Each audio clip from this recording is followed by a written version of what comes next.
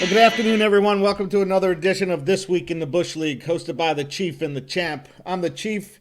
Baseball is back, and I'm really not sure how I feel about it right now. Oh, wow. Okay. And I am the Champ, and yesterday, while making a blueberry cobbler, I had the need to use geometry. Okay. Well, wait a minute. So, if you're a cobbler, that's a shoe. You were making a blueberry shoe? No. So here's the thing. The recipe called for using an 11 by 7 pan. And I'm like, geez, okay. I'm not sure if I have 11 by 7, but I have a 9-inch round baking pan. Okay. Yeah. So now I'm like, okay, so how many square inches do I need? Certainly the 11 by 7 is pretty easy. I mean, that's 77 square inches of baking space that I have. Right. But I kind of forgot what the calculation was to get the area of a circle. So, it has to do with the circumference, correct? Is that... No, All right. no, not quite. No, you're pi r squared. Pi r squared. Not Yep. cobbler so r the squared. radius. So the radius, not the circumference. Is it cobbler r squared or pi r squared? Well, it's a cobbler pie. Right, that, okay. Yeah, there you go. It's round, not squared. So let's get to the end. Was it any good? Oh, it was delicious. Absolutely delicious. But, here's one thing I just realized, and I guess I should have known this. When you do your own baking, how much sugar goes into a lot of these recipes. Good Lord almighty. It's a lot of sugar. Yeah. And baking's like a science. Like, you got to get it exactly right, or it's going to be jacked up. I remember what you said last week. So when the recipe called for baking powder and not baking soda, I made sure I looked twice because you had given me that warning last week. Right, significant difference. Yeah. All right. So what's happening? What's happening in your world, Raj? What's going on? Tell me about your concern about baseball here. If you're not sure you're like the start of this. I'm not sure how I feel. A 60-game schedule. I mean, I'm assuming they're going to play. I mean, they said they're going to play. Yeah, I don't know. I mean, I want it to return because I miss sports. But a 60-game, it's just kind of weird, isn't it? It's strange. Yeah, I think all sports are going to be going through that. I mean, by and large, they're going to be a bit gimmicky. We've already talked about that. Every sport should have an asterisk behind the season. I think the NFL is really going to also have an issue because of when they're going to be playing into the fall, into the late season, and just the very nature of the sport with a lot of contact. So, yeah, I get it. All life has changed. So, sports is no different. So, do you think? I mean, I'm trying to roll through the Rolodex of players in my head. You think someone has a shot to hit 400? Yeah, absolutely. Yeah. Yep. Yeah, 60 games. You can get pretty hot pretty quick. And okay. Yeah. So here we go. We're going to talk right now. This was not prepared, but we're going to put this on our list. If you had one player that you thought was going to hit 400, who would it be? And I'll give you a chance, and I'll tell you who mine would be, since I'm asking the question. I'm going to go with Christian Yelich. Yeah, he has a shot at hitting 400. Man.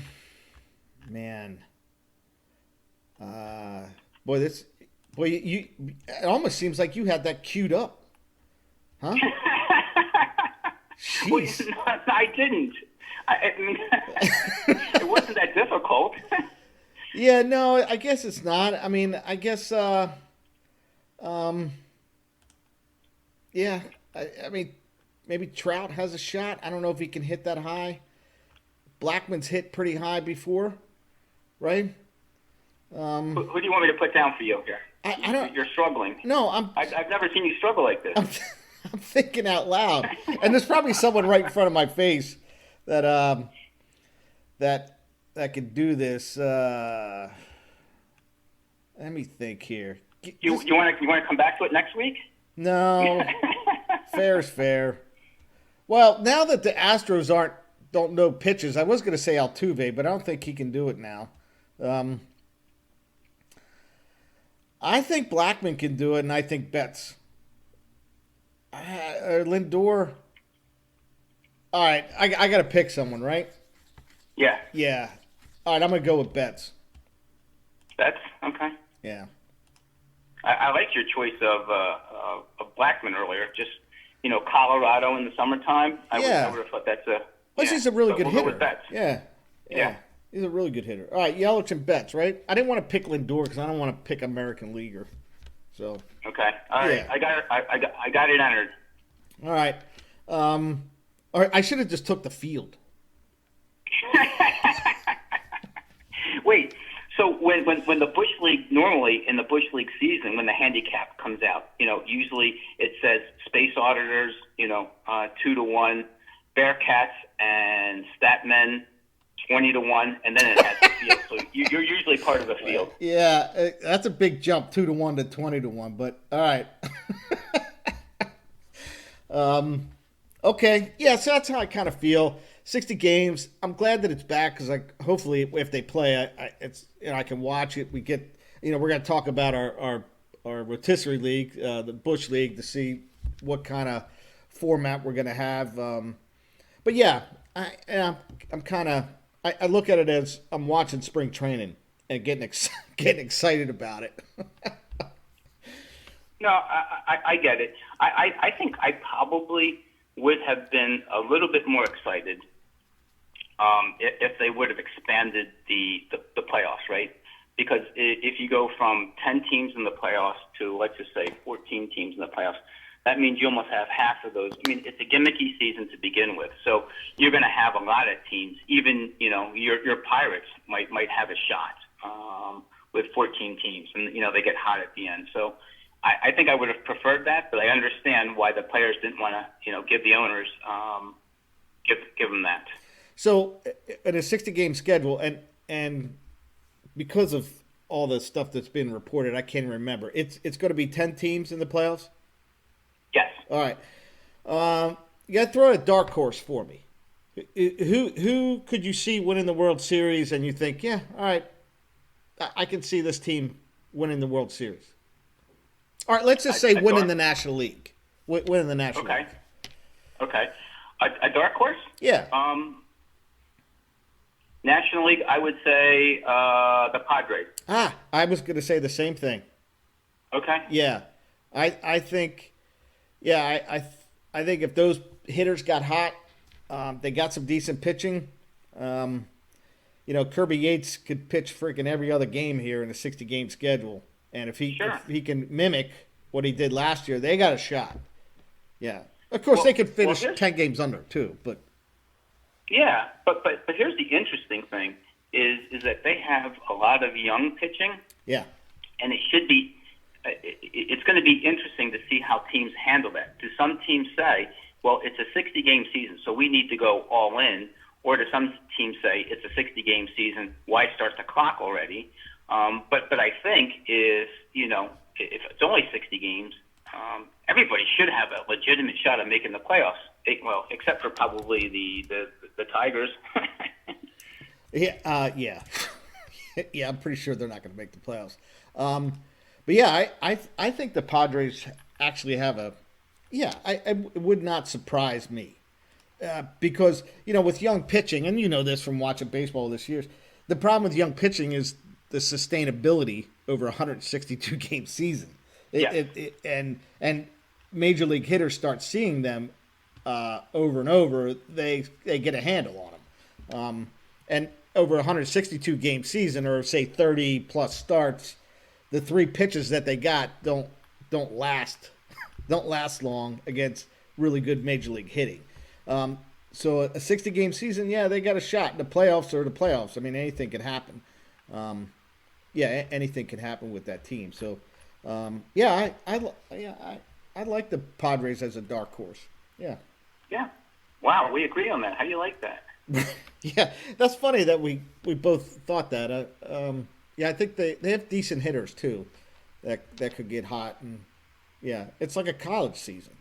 So, yeah. Okay, so when you look at the 60 game schedule, there's some rule changes dropped in here. Let's just start with bullet number one, the DH. I'm not surprised. Number one is that in this short season, you want to try and protect pitchers. Number two, to draw interest, I think you want to have a designated hitter. And number three, for the NL, this is what 48 years, something like that, in the making. Yeah. 47 years. Yeah.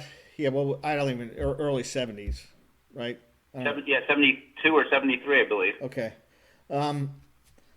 Yeah, I get why they're going to put the DH in. I understand it. I'm a slippery slope person, and I can't stand the DH. That's why I don't like interleague. Why? Tell me why you don't like it. Because I feel like you should be able to play the field. That's what I feel. It's not so much that the pitchers ought to hit. I just feel like hitters ought to be able to play the field. Okay. I think that's part of the game, that you're able to defend and hit, and both. What about from a strategy standpoint? People that argue American League or fans of the DH will say, well, there's no real strategy changes. What do you think about that argument? Yeah, you talk about National League, there's strategy because of the pitcher's yes. got to hit and double switches Yes. and all that. Yeah, Yes. I think that is part of the game. I mean, it was part of the game for, almost 100 years, and that's why I don't like the interleague play, because the teams structurally are built differently. The National League teams don't build for a DH. They have their best pinch hitter or a young kid that doesn't get the playing time, and they put him in. The American leagues are built for that, and it's I don't want to say it's not fair, but the teams are built totally different, and that's why I don't like the interleague play. I mean, think about in 2009 in that World Series, the Phillies had the best 8-man lineup in baseball. They had the best 8-man lineup, but when we're throwing Matt Stairs out there, and the Yankees are throwing Hideki Matsui, that's completely different. We're not going to pay $10 million a year for a pinch hitter in the National League, where the Yankees and American League's going to pay $10 million a year, probably more, to a DH, and they're just built differently. So when you compete against that, it's difficult. And I'm not saying that's why the Phillies lost that series. They lost that series because Cole Hamels couldn't get anybody out and Lidge couldn't close any games. But my point is that we're throwing Matt Stairs and they're throwing Hideki Matsui. It's completely different. So and we've talked about this before. I'm more of a traditionalist, and I just don't like the DH. I feel like you should be able to play the field as well, and the unintended reasons why I don't like the DH are the strategy thing, and that's a big part of managing. Here's what I would like to explore, and don't have the depth of knowledge, but when we talk about the strategy, and people will say, "Oh, well, it's not very scientific to do a double switch," and that is the case. I'm sure a lot of people don't know how to do a double switch, but I think it goes a little bit deeper than that, and it goes to more of your pitching staff.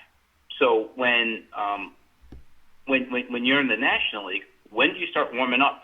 Yeah. Your pitchers? Like, do you start warming up because your pitcher's coming up fifth or sixth in the next inning, and he's starting to tire, or what's the score going to be? I think there's a lot around the pitching staff that doesn't get mentioned in the strategy of a DH versus a non-DH.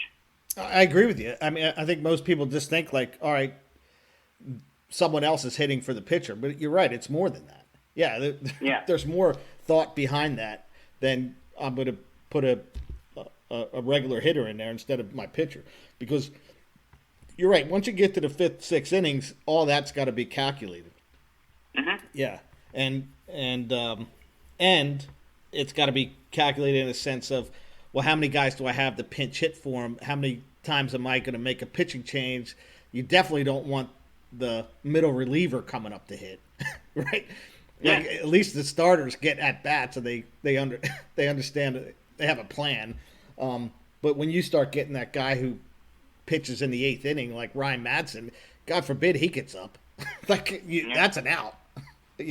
So yeah, you're right. There's a lot of thought going into that, and it really surprises me that the owners like the DH because you think it would add more money to their payroll. Like I don't think some of the owners like the DH because you're exactly right. The players want the DH because it adds a big bat, which is a higher salary. Yeah. All right. And then this extra inning rule with the starting the runner on second base. I feel like that's because of a limited amount of days they got to play 60 games in. I mean, I feel okay with that. Are you okay with that? I am in this shortened season. Yeah, absolutely. Moving forward, I would say no. Yeah. How about you? Yeah, that's where I stand as well. Moving forward, no, you got to work it out. Yeah, you just keep playing. And then position players, pitching. I didn't realize there were restrictions on position players pitching, but I guess there are no restrictions now. I didn't even know there were restrictions in the first place. I guess that's to save arms. Yeah, and I think the restriction was part of the the beginning of this year in order to save time, like the three batter rule that they were going to implement on pitchers in the 2020 season. Okay, that's the reason why this is a rule change. All right, yeah, all right, I get that. Suspended games that have to be cut short of rain. They're just gonna continue in place. Okay. Yeah. All right. And then the unsportsmanlike conduct. That's pretty in depth. I guess you can't argue balls and strikes now. You can't argue balls and strikes anyway, but you can't argue anything face to face with an umpire. What about if you go out with a mask? Can you do that? I don't know. I think probably the best way to argue that would be on Twitter. Right. Right, that's where we seem to be at this point in Right, that's a good point. Yeah, history. Maybe pull out your phones and just bang each other on Twitter and maybe put like a 5-minute time limit on it or something. It says it's no spitting. You're not allowed to spit. You can chew gum, but you can't chew tobacco, which not a lot of players do. But I think they chew sunflower seeds. You can't spit. So what happens when Bryce Harper's in right field and because he's been spitting for his whole life as a muscle memory thing, as just to get rid of energy, what happens to him? Do they stop the game? That's so okay. You play baseball all your life. How difficult is it not to spit, or how natural is it to spit? I think it's as natural as tapping your cleat with your bat. Like, how many people tap their cleat with their bat, but you're playing in dust? Like, there's nothing on your cleat.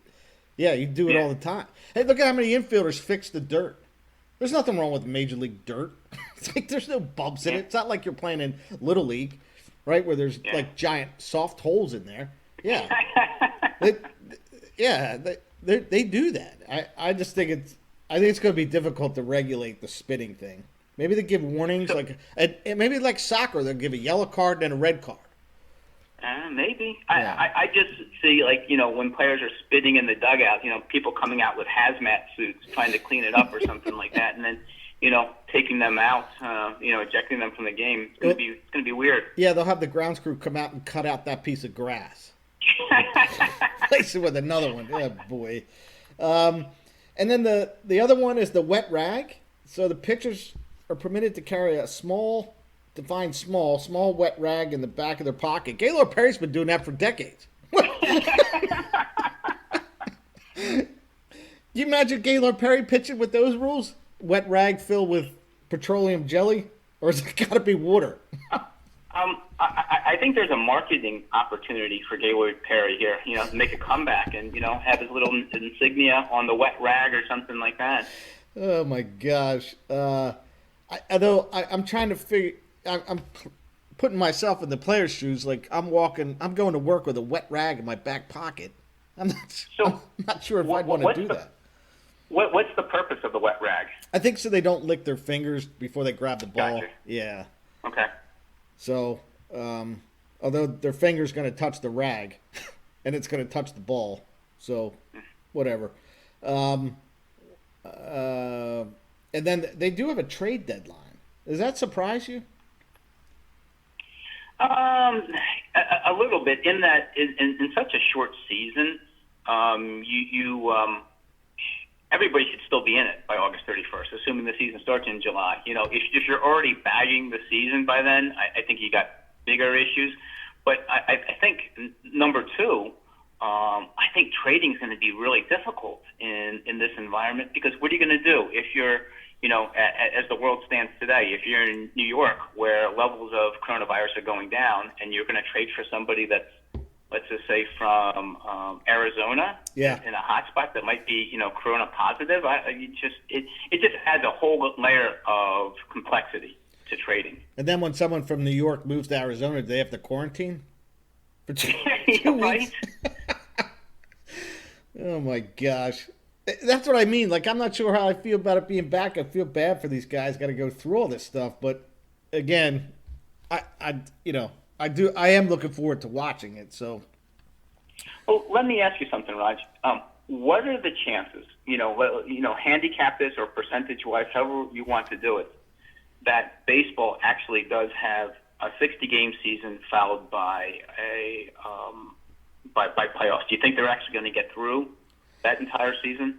I think there's certainly a possibility that the season will get cut short. I think there's I think you can put a number on it. I don't know what that number would be. 30% chance to get cut. 50% chance. I don't know. Okay. I certainly think there's the threat of the thing getting cut. Sure. Do you think that? Yeah, I do. I think it's probably 50-50 that they have a complete season. I just, Okay. if it gets interrupted, let's just say in August because a lot of people are testing, and then it gets pushed into October, November, and then the second wave or wave 1B or 1C comes. I think it's 50-50 that they complete the whole season. Yeah. I'm glad they're giving it a shot. I wish it would have been more toward the 100-game thing and starting in beginning of July, but I'm glad they're giving it a shot to get Me through. too. And then there are some roster increases, and one of the things that stuck out to us was the taxi squad player. That's such an old school term. I think it's an NFL term, taxi squad. Carry up to 3 taxi squad players on the road, although one must be a catcher. Why do you think that is? Is it just that's kind of weird, isn't it? I guess your catcher getting sick or not sick, but tested positive. He's got to come out. Now you're down with one catcher. Maybe you have an emergency catcher, which most teams do. Just to ensure that a game can go on with a catcher. I guess if you're a catcher, that feels good because you'll get big league money at some point, throughout the season just because you're a catcher. Yeah. So yeah, I think I like this rule. And doesn't the NHL do that now? Don't they I don't know, carry and I forgive me because I don't know the roster size. Let's just say it's 30 people on the roster, but before each game they have to submit, here are the 25 that can play in this game, so that they carry more than they actually need. They do, and the NHL has that weird rule where they have the emergency goaltender. And it's really what rule is that? It's a civilian. Like the last time it was used, it's rarely used. I think it was used this year. The guy's the Zamboni driver or something, and one of the goalies was out, and the goalie got hurt, and they had to stop the game. They got this guy suited up. He went out there. What? Yeah, no. I'm paraphrasing the rule, but I'm pretty close. So maybe we should have like a catcher. Like have one person show up to the game, like you could show up to a Phillies game and say, "Hey, dude, if both of our catchers get out, you're getting in there." You know what? I can tell you, I have never caught in an actual baseball game ever. I know I put it on in practice and it had done some, but never in an actual game. I caught Little League. How about you? Yeah, my first 4 years of playing organized baseball, where I was a catcher. I think because I could catch. That's why they put me back there. I liked it. I liked being I just wasn't built as as I started getting older. I wasn't built as a catcher. But I enjoyed Yeah. it. You're always in the game. Okay. That's what I liked about Sure. it. All right. So with these rules, we've come to a consensus. The Busch League, our rotisserie league, has come to a consensus that we are going to have our 37th season. We haven't come to a consensus as to what this 37th season will. That's a difficult number to say. 37th season would look like. So we solicited some owners. Well, we solicited all the owners. Some of them, 50% of them, came back, and it looks like we're going to have a online snake draft. Normally, we have a auction draft, in-person auction draft, but we're going to freeze our rosters, our 2019 rosters, because we have retention in there as well, and dollar figures of what players were bought for. All that will freeze. I'll use a military term. We're on a tactical pause. We're not retreating. Pause. Okay. We're not retreating. We're not moving forward. We're just pausing. And it looks like we're going to do a from-scratch online snake draft as many other fantasy baseball leagues do. Are you good with this? I mean, how do you feel about doing something like that? So yeah, there's a lot of different options in here, and obviously, the idea behind this was, as you had pointed out in last week's episode, and I think we reiterated this when we sent out an email to all the Busch League owners. First and foremost, we want to use whatever we can do to get 100% owner participation, because that's what's most important. Even though this is kind of a castaway season, still like the same group of owners to be there, just to keep that continuity. In terms of draft, so what we did was that we solicited a whole bunch of different questions, and those of you that still haven't submitted, please submit by tomorrow. But we were going to take the top two choices of each category and put it out there for a vote. Okay. So looking at the draft type, first I'll just speak for me. I like the online snake draft. Assuming the over 50 crowd can figure this out and do it technologically, I think CBS has the capabilities. They do that. Yeah. And the other reason why I like that is it gives people that may not be able to meet in person because of their work schedules. Number two, nobody has to host a draft, so it keeps it kind of safe for everybody. And number three, it's different than what we've ever done online. When I say different, for this particular league, obviously online drafts have been done for the last 15 or 20 years, but we're kind of 15 or 20 years behind the technological curve. So. Yeah, and that if we're going to freeze our rosters and basically start from scratch, that's probably the best option to do. Although there was an owner who wanted the in-person auction, even with a 60-game schedule, and I kind of get that as well. It looks like we're all on the same page with National League only so far, 5 out of 5.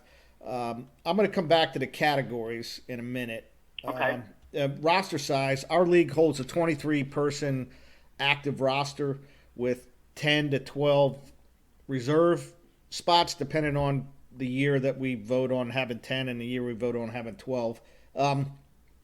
So it looks like 23 players, the traditional 23-player roster seems to be in place. You added someone else added a 25. I think CBS can accommodate that. I haven't looked. Okay. Yeah. So that's pretty minimal difference. Looks like we're all on the same page with that. The reserve round, we are all over the place. The reserve roster, the non-active 10 to 12 players, we're all over the place. So we have one person that wants 10 players, one that wants 12, one that wants 0, one that wants 5, one that wants 11. So I'm not sure of the thought process between 5 and 11. Um, you had zero. What's your thought process behind zero reserve? Am I right on that? Yeah. Yeah, yes. So okay, so a couple things. Number one, the reason why I went with zero is the reserve round would take depending on how many players. Let's just say that's 10 players per team, and that's an extra 100 players that we would have to do online. And if we're doing an online draft, how much time do we devote to each draft pick? Let's just say it's a minute that we allow to online draft pick. That means this particular draft could go an additional 1 hour and 40 minutes. And I'm just thinking that people will have a hard time sitting in front of their computer for 3.5 to 4 hours. Okay, that's number one. Number two, and probably the bigger reason, is the fact that there's going to be so many changes in the league this year, in Major League Baseball. People are going to be sitting out because they have corona. People, their wives they're going to go on paternity leave, and they're going to be quarantined for two weeks. I just think there's going to be so much in terms of roster changes that we want to have this. I wanted to do something that was completely different and make it really interesting so that people would still follow this. So if we have 0 players in the reserve round, people are always going to be looking for the next fab period to pick up players. All right. So Yeah. let me ask you a qualifying question. So you're saying at the draft we draft our 23-man roster. Then that draft, once everyone has a 23-man roster, the draft is ended. Correct? Yep. Okay. So we open up the fab, the whatever, the next day or the next week. So we don't have a reserve roster, or we just not picking reserve players? We don't have a reserve roster. So Okay. anybody that you pick up, You got dropped. you're going to drop somebody. Yep. And so this is really going to make it. People are going to like, oh, geez, I don't know if I'm going to take this person. It's really going to flip the rosters and make people think. And that's why the frequency of fab will also be, I think, very important. Okay. All right. I'm following that. So there's no reserve. Someone goes on a 10-day IL if you don't want to eat that start or two, because one start's a big deal in a 60-game season, and so you either got to drop them or hold them.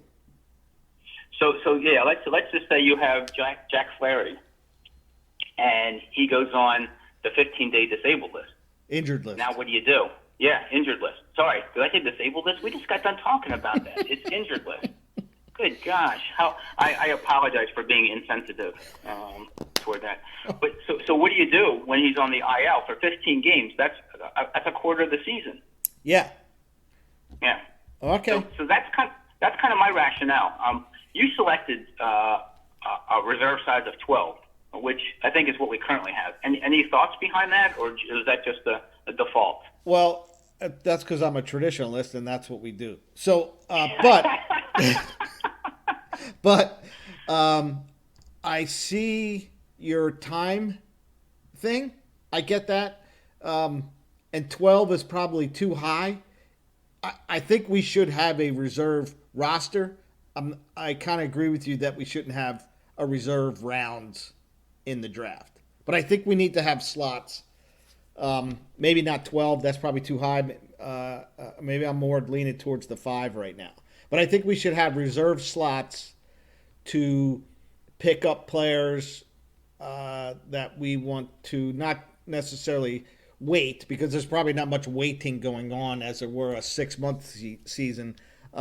But in that case of Jack Flaherty, IL for 15 days, I'm going to drop him on my 5-person taxi squad. Maybe we call it a taxi squad. 5-person taxi squad. Okay. Fill him in with another starter, and then kind of go from there. So, yeah, I think we should have a reserve roster, but I agree with you that we should not have reserve rounds at the draft. I get that logic. I definitely agree with that.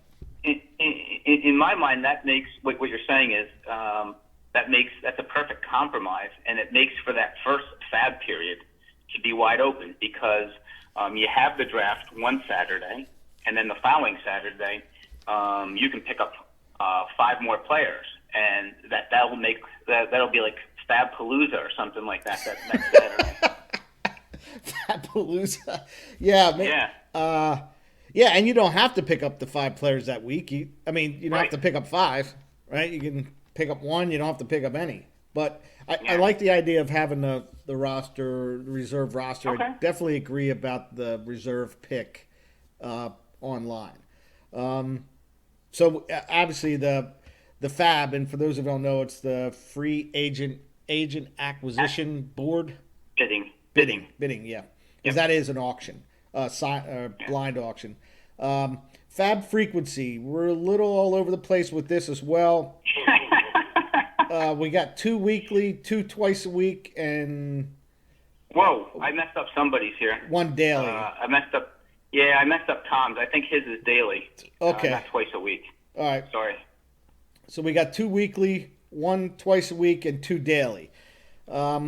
I'll just share my thoughts. This is kind of a crazy time with people's schedules, work.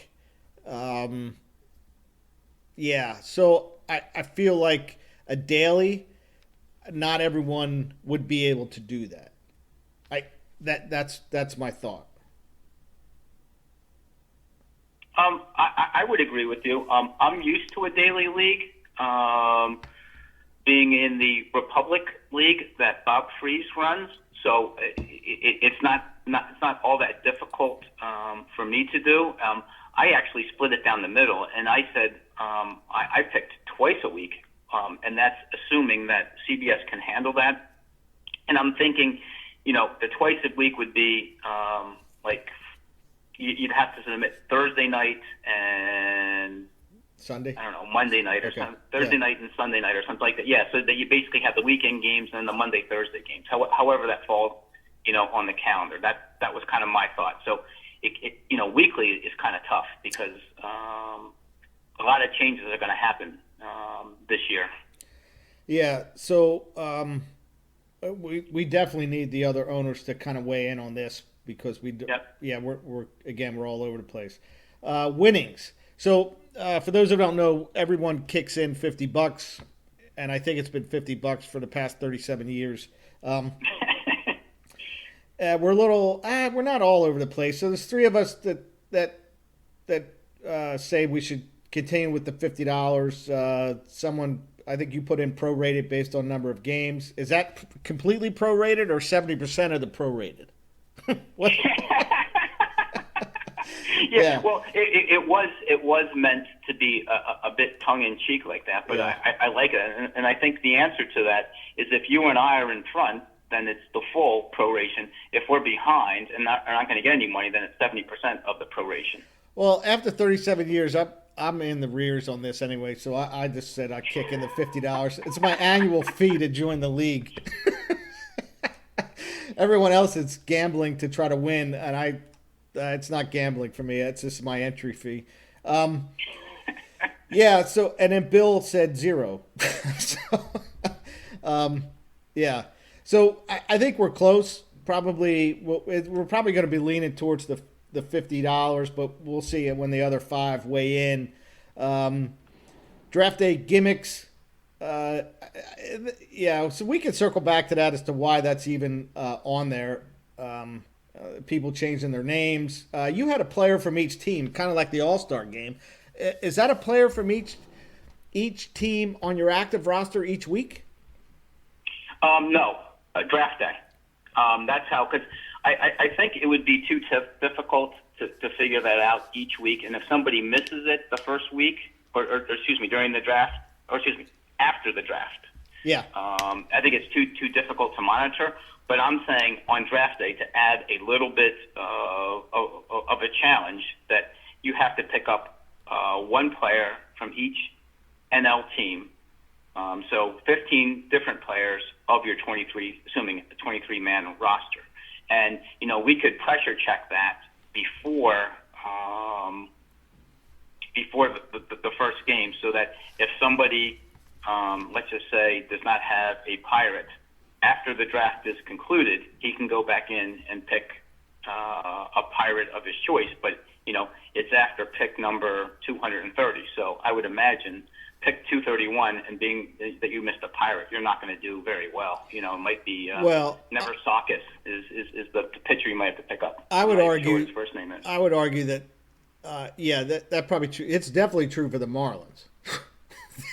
Yeah. Okay. You're kind of sunk if you don't. And there's not many. I mean, every Marlin is going to be drafted, just because the depth of our league. Well, if we don't have a reserve round, they won't be. But yeah. Okay. Yeah, that's kind of unique. I'd like to see somebody put a other owners weigh in on that. That's a unique kind of wrinkle. Yeah, just a 1 year, sure. And then the weekly Zoom, which and that was Bill. I feel like we have a weekly show that no one listens to now. Like, what are we gonna get the weekly Zoom? Yeah, I'm honestly on that one. I'm going to have to agree with you, Raj. And second of all, I think I'm zoomed out at this point. And you and I have already been accused of on our podcast of having real radio faces anyway. So yeah, right. It's not going to enhance that. Yeah.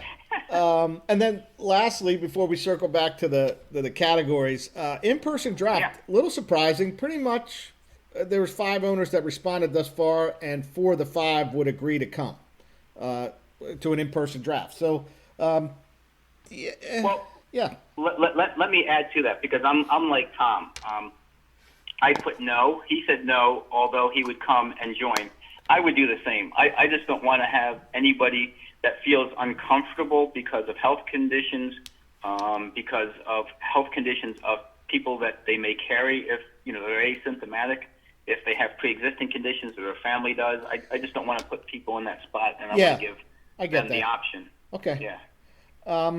And then lastly, because we're going to get into this a little bit, is the categories. So normally we're a 5x5 rotisserie league, 5 offensive categories, 5 pitching categories. 4 of the 5 said, yeah, let's just keep as it's always been. And then Tom, he suggested that average be replaced by OPS, which I just want to make sure I know the definition. That's on base percentage plus slugging percentage? That's correct. Yeah, okay. So he wants to get rid of average, put in OPS, and add plate appearances. So that would be the 6th offensive category. Then he wants to add holds on this. So it would be 6x6. What are your thoughts on the holds? You know what? I think I'm warming to this idea that Tom has written down here. I certainly like, the idea of OPS. I like his idea of plate appearances, because now we're also valuing people that are actually going to play. And I know it's a bulk category, it's a counting category, just like runs, home runs, RBIs. But I like it in this day and age. And to your question regarding holds, I think I like that if we say that we have to pick up a player, at least on draft day, from each team, because now it's going to value relievers from teams, let's just say like from the Marlins, that you might not pick up. And the worst part is that I'm not even sure I can tell you a middle reliever from the Marlins. Can you? No. Get holds? No, I couldn't name more than 2 pitchers. Oh, my. Yeah, so the holds, I don't know. I think sometimes I think it's like an arbitrary stat. It's like wins. Closers get wins too, but it's so arbitrary. It doesn't make the closer any better or any worse if he has 1 win or 12 wins. It probably makes him worse if he has 12 wins because he's blowing games. But that's how I look at it. Like I get why they have 7 and 8 inning pitchers. I get that from a baseball standpoint, but from a rotisserie standpoint, Yeah, I don't know. I'm not on board with that as much as you are. The plate appearances, I kind of get that. Um, Although, you know, you could hit 220 and have a ton of plate appearances. It doesn't make your team any better. But yeah, I mean, I don't know if it's because of 60 game season or that's something he wants to trend toward. Well, one of the things we can do, and it's possible next week or the week after, Let's get him on the maybe we can line. get him. Yeah. Yeah, exactly. To figure it out. So I'll work on that. Okay. In the meantime, I was trying to look up on Baseball Reference to see Marlins and who led in holds, and I'm kind of struggling to find the holds category on Baseball Reference. I know it's here somewhere, Okay. but I'm looking at some of the names of their relievers: Sergio Romo, Adam Conley, Jarlin Garcia, Tayron Guerrero. Good God, Ryan Stanek, Drew Steckenrider. Man, Yeah. So there's yeah. Yeah, I'm not sure about that holds, but it would like I'd like to. It would be nice to hear his logic because I'm not obviously I'm not thinking that you know that holds never enter my mind in any baseball conversation I've ever had in my life. But yeah, I'd be curious to what his thoughts are. OPS replacing average. You there? well, certainly, yeah, certainly. What that does is it weights some categories and some types of players a little bit heavier. But I like, again, it's a different puzzle. It's a different puzzle, and I think I kind of like that idea. To me, if we do change categories, it's got to be 5 by 5 or 6 by 6. I don't want an unbalanced 6 batting categories and 5 pitching or vice versa. Okay. So I'm not opposed to that. How about you? Yeah, and I think we talked a little bit about this in the past. Uh, I think OPS is kind of a cool stat. There, but I think it's a stat that agents use to throw another something else out to get more money. I'm looking at OPS now, the career leaders in OPS. Okay, and we talked about this last week. Hank Aaron is 39th, because I was just curious about what his OPS was based off of what I'm, my statement about maybe he's the greatest offensive player in the history of baseball. Okay, all right. So Hank Aaron's 39th. Now I'm going to throw some names at you that have a higher career OPS than he does. Carlos Delgado. He's not even close. Okay. Chipper Jones. He's a good ball player, Hall of Famer, but he's not close. David Ortiz. Albert Bell. Hack Wilson. Joey Votto. Lance Berkman. I think it's a cool stat.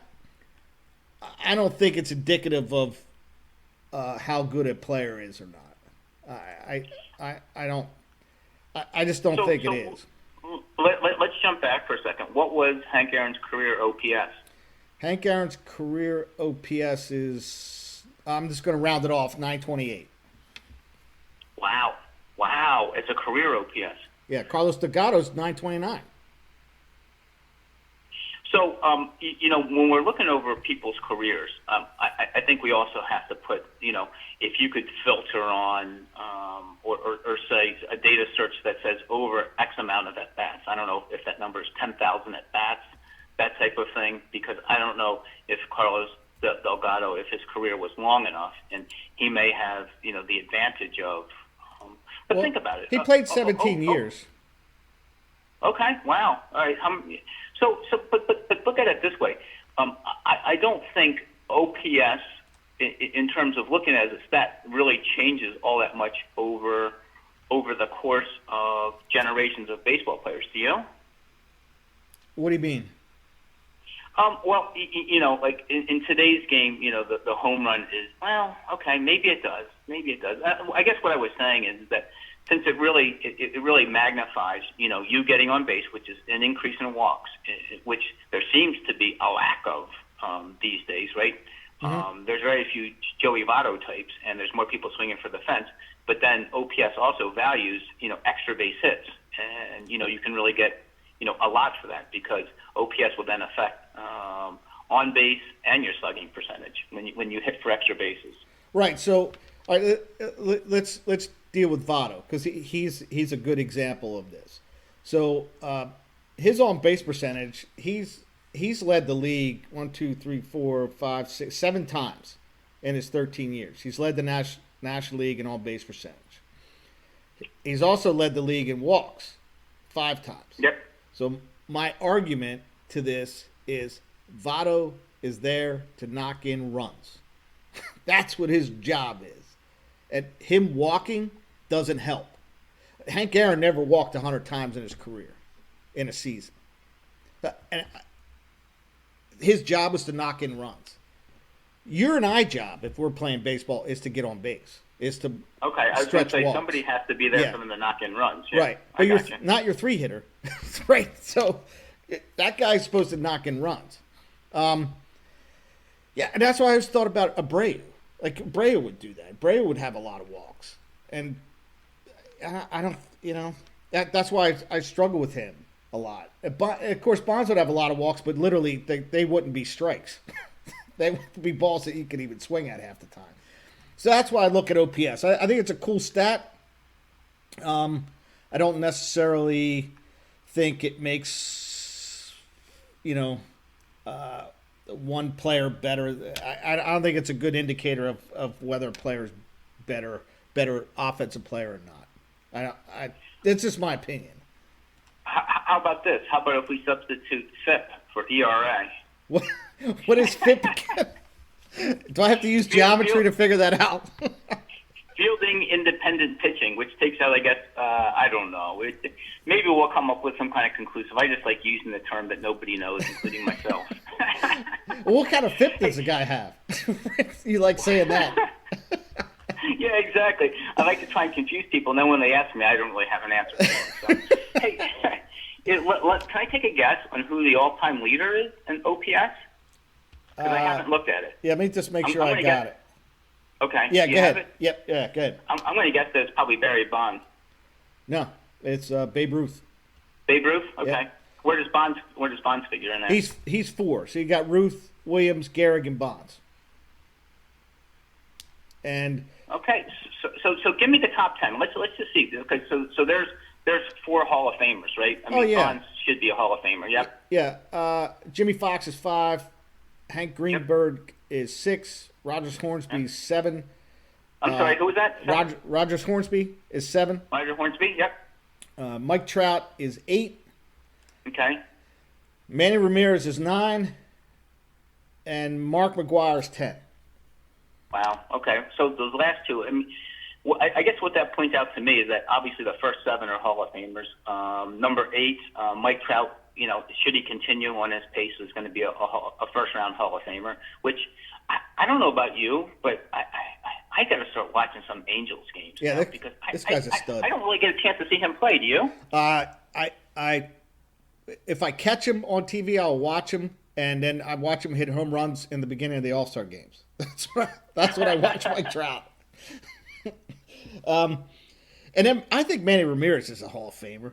I think that guy's one of the best hitters of our time. I think that guy's a really good hitter. He is. I think what dogs him is just he was a little bit goofy, wasn't he? Oh yeah, he was definitely goofy, but yeah, he has 1,800 RBIs. That's a boatload. Yeah, he has 1,800, wow. and this goes to my point. 1,800 RBIs. The guy's walked 100 times once in 19 years. That means he was swinging. That's his job, knocking runs. So, yeah. And then Mike Trout is at .9999. So he's one double away from clicking over the wow. The 1,000. one, Yep. the 1 mark.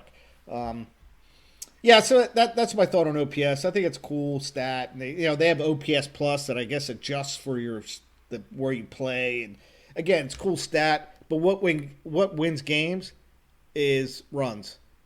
Runs win games. You know, walks don't necessarily win games, especially when it's coming from your three hitter. But again, it's just my thought.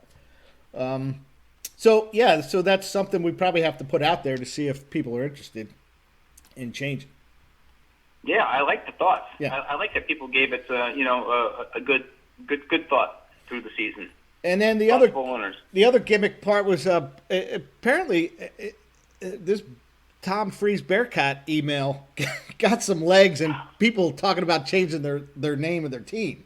You want to talk about that a little bit?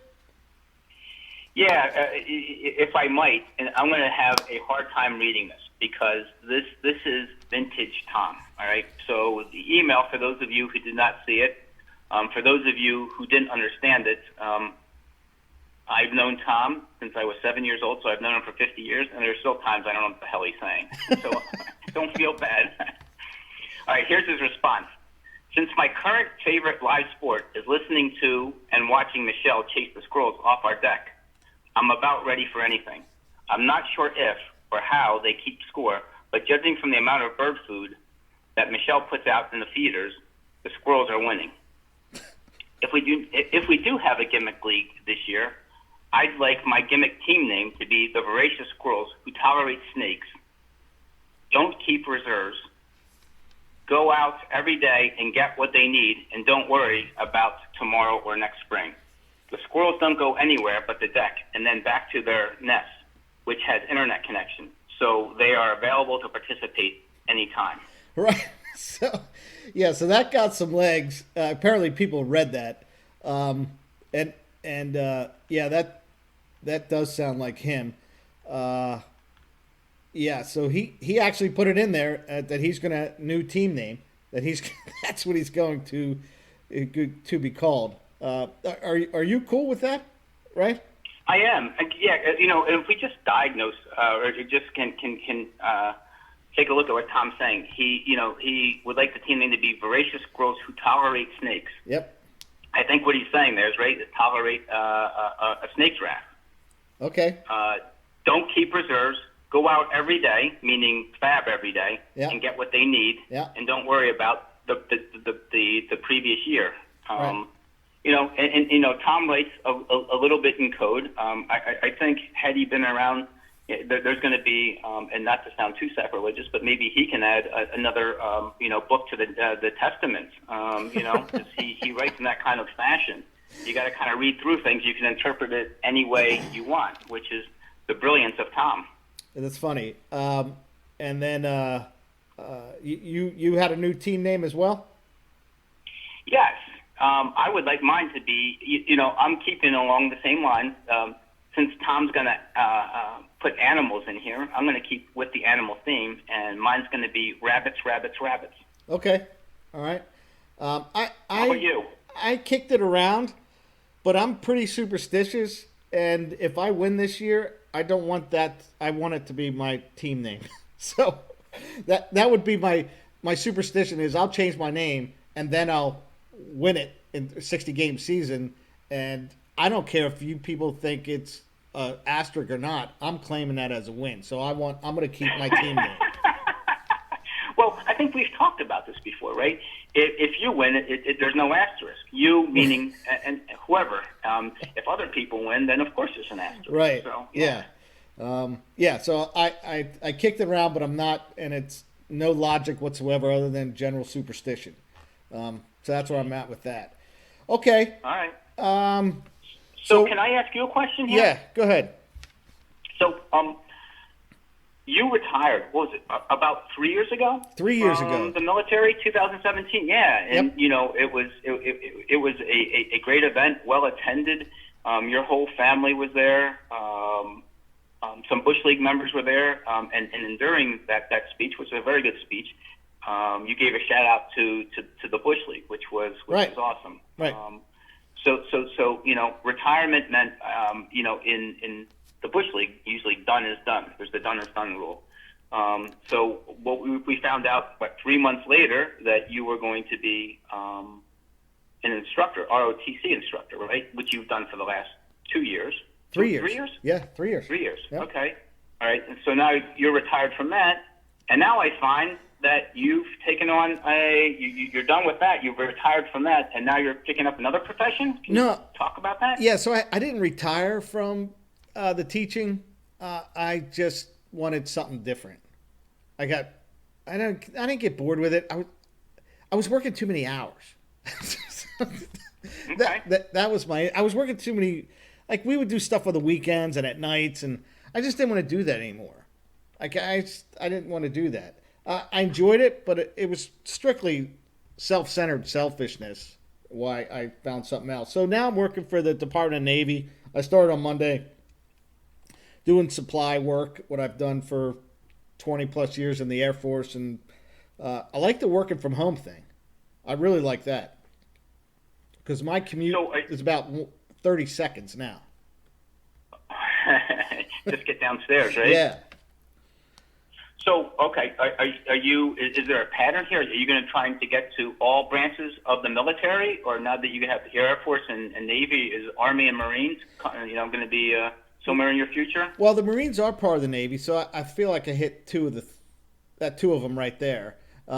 They fall in the Department of Navy. So I did it for a couple of reasons. One is I miss that type of work. I like it. I like the whole support of the military in a sense that you provide the people what they need to do their job. I like that. If okay. When you like your job, you feel good about what you do. I feel good about that. And I think it's cool. I used to always think when I was overseas and those planes would come back empty. When I say empty, I mean no munitions on them. I would think, ooh, that was a bad day for somebody, man. But I like that stuff. It feels good that I'm contributing to something larger than myself. So would you? How good do you feel about it? Would you do it for free? No. Okay. No. So it's not being done for altruistic purposes. No. Completely. No. But I feel good about doing it, and yeah, that's why. And it cuts my time down working 4 days a week. So, which is nice. Yeah. So you know what? I'm going into month number 4. I've completed 3 months of retirement, which I haven't done any type of paid work. Just working around the house. You know what I miss most about work? People? Nope. It's hearing them say, "You're right." Because I got to be honest with you, I don't hear it around the house that much. What do you hear? Stuff like, "Are you serious? Did that just come out of your mouth?" Like stuff like that? Usually, Terry is on the phone screaming to her veterans because they can't hear, and she's just talking loud.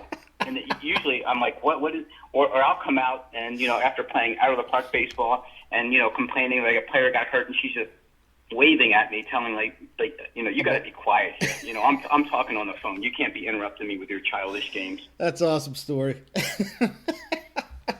So Raj, if YouTube wasn't as restrictive, I guess what we would have been playing at the end of this episode about your retirement would be playing "My Old School" by Steely Dan, right? 'Cause you're never going back to your old school. Yeah, I didn't think about that one. I was thinking Aerosmith, "I'm Back in the Saddle." Back in the Saddle? Yeah. Okay. How about let me see if I can get one more. Was it Alice Cooper? "School's Out for the Summer"? Right. School's been out since March. Yeah. Yeah. Yeah, so I'm excited about it and yeah, I'm looking forward to because I feel like I still want to work and I feel like I can still contribute, and I'll evaluate year by year, see where I'm at. Well, I understand that since I'm not working, I assume that no one's working, so I will still be texting you at all times during the day, bothering you. You're good, man. I'm a government employee. You text me anytime you want. You can call me. I don't care. If I'm free, I'll answer. Yeah, you know what? I should have that right because I'm paying your salary. Gosh darn it. Again, you're paying both ends now. Again. It just never ends, does it? That's right. Actually, I'm a little concerned about your retirement. I'd like you to keep working, just in case. Okay, so we got today in baseball history when we wrap this thing up. I got some Yeah, good what's ones going today. 1911, the Red Sox lose their protest against Stuffy McGinnis. You don't hear names like that anymore. Stuffy McGinnis. Stuffy. Red Sox lose their protest against Stuffy McGinnis, who hit a home run off a warm-up pitch. Apparently, apparently, up until 1911, when they had to change the rule, the warm-up pitches stopped when the batter got in the box. So I guess this pitcher just threw something up there, and old Stuffy jumps in and knocks it over the wall. So I thought that was a great story. Why does this sound like something that Stan would have done in Game 3 when we're warming up? Right, I saw it. You threw it in there, and I knocked it over the wall. So, yeah, the new rule that I guess they limited the number of pitches, and you could not hit any of those warm up pitches until the umpire said play ball. Well, based upon that and the fact that they only have like 9 warm up pitches, maybe we should credit Stuffy McGinnis with shortening the length of baseball games. Right. That was a great story. 1973 today, David Clyde makes his first Major League Baseball start. 20 games after he pitched in high school in the Texas State Championship. Yeah. Pitched pretty well. But David Clyde won 18 games in his career. He was out of Major League Baseball at the age of 24.